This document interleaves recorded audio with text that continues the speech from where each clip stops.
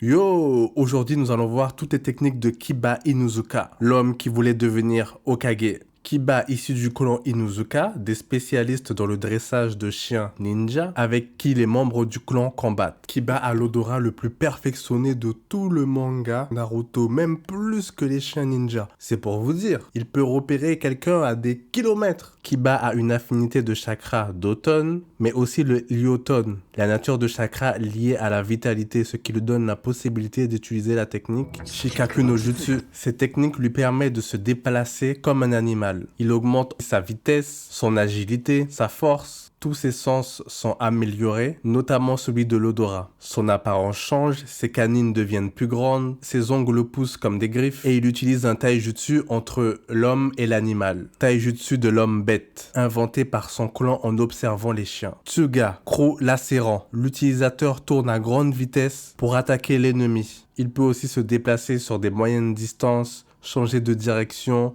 et repérer sa cible grâce à l'odorat. Cette technique est assez puissante pour faire des trous dans le sol. Il peut aussi utiliser des ninjutsu de coopération avec son partenaire de combat Akamaru. Au début de l'aventure, son chien est bien trop chétif. Il utilise donc une pilule militaire pour booster les capacités de Akamaru, qu'il peut aussi utiliser sur lui-même. Son chien a donc la capacité de se transformer en clone de Kiba, Jinjin Bunshi no Jutsu, clone homme-bête enragé.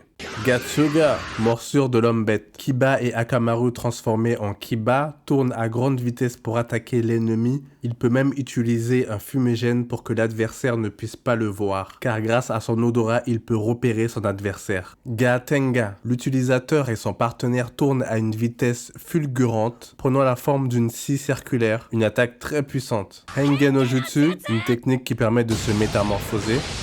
Il peut utiliser la technique Jinju Kambi Henge. Il se transforme en loup blanc bicéphale géant à deux têtes, des yeux rouges et des griffes acérées. Il a aussi des crocs extrêmement puissants. Grâce à cette forme, ils peuvent utiliser Galoga, la morsure du loup. Le loup à deux têtes tourne à une vitesse extraordinaire. Il tourne tellement vite que vous pouvez être blessé si vous restez à proximité. Cette technique est tellement puissante qu'elle peut déformer une porte de Rashomon.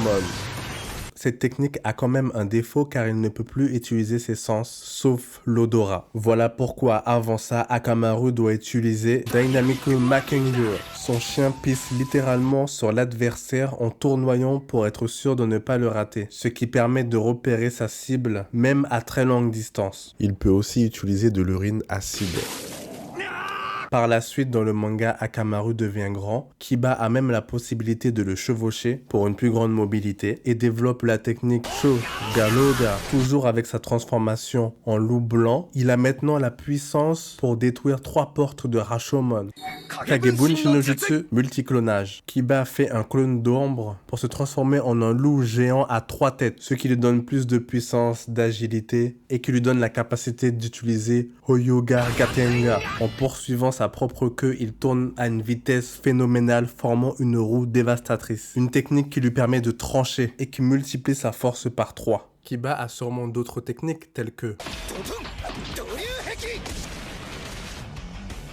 Je vais quand même faire une vidéo sur le potentiel de Kiba, ce qu'il aurait pu devenir si l'auteur s'était un petit peu attardé sur lui, ce qu'il aurait pu ou dû avoir pour devenir un Hokage digne de ce nom.